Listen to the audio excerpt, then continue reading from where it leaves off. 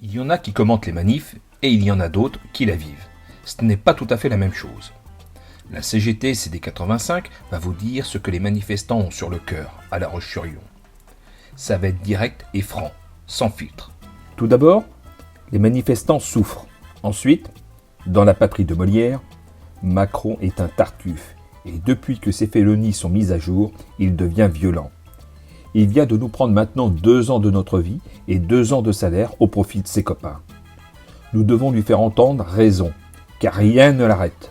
Il ne lui est pas reproché d'avoir dilapidé les fleurons de notre industrie, comme Alstom, Lafarge, EDF, etc., de s'être entouré d'ambitieux, zélés et opportunistes et surtout soumis, de nous priver de soins, plus d'hôpitaux, de médecins, de médicaments, de priver nombre d'entre nous de pouvoir manger à sa faim, de restreindre l'émancipation de nos enfants, d'entraver l'accès à la justice, notamment pour les pauvres et les modestes, d'avoir placé les fonctionnaires sous le joug de l'autoritaire et de l'arbitraire, via la suppression des conseils de discipline de recours, par exemple, d'avoir accablé les travailleurs par la dette, la honte, la peur du lendemain, avec son obligation vaccinale, d'avoir vidé les instances et déséquilibré les rapports de dialogue social en faveur de l'employeur, de criminaliser l'action syndicale et de fermer les yeux sur les procédures bâillons, d'avoir imposé le vote électronique privant ainsi, par la fracture numérique, le droit à l'expression des premiers de corvée, de jouer avec l'inflation pour gaver ses copains, de gérer l'État par l'efficience et la résilience, c'est-à-dire yaka, faut que vous, c'est comme ça,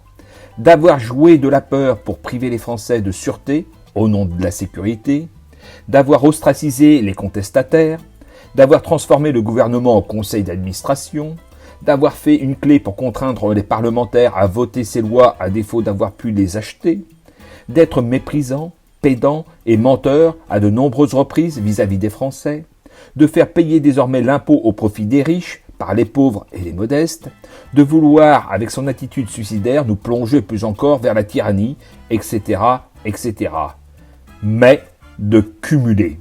Il est violent et pyromane. Certes, c'est une violence bien polissée, bien endimanchée. Mais il ne connaît que la violence. Il ne négocie pas, il ne concerte pas. Au mieux, s'il consulte, c'est pour convaincre, voire il auditionne. Il méprise, se moque, combat. Le constat est simple, qu'il dégage. Enfin, aux Madame Pernelle du petit écran, les éditorialistes, les rédacteurs en chef, vous êtes inaudibles. Et nous inspirons à un autre discours. Vous ne pouvez désormais plus cacher ce que les réseaux sociaux sont témoins. On la connaît par cœur, votre rhétorique piquée à Molière. Macron n'a jamais voulu commettre une action aussi noire. Les gens de bien sont toujours enviés. Que nos actions sont portées par la haine. Que nous sommes manipulés par des complotistes. Que nous sommes médisants et que notre malice est extrême.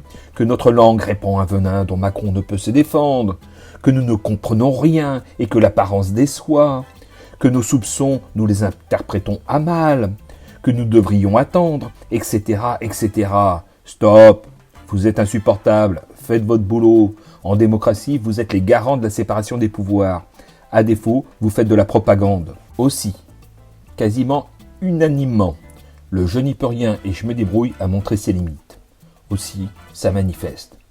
Si Macron ou ses complices ou connivants, voire complaisants, se prennent une torgnole, la plupart des manifestants n'iront pas les pleurer. Si cela n'avance pas, alors nous rentrerons en résistance, avec pour seule loi la Déclaration des droits de l'homme.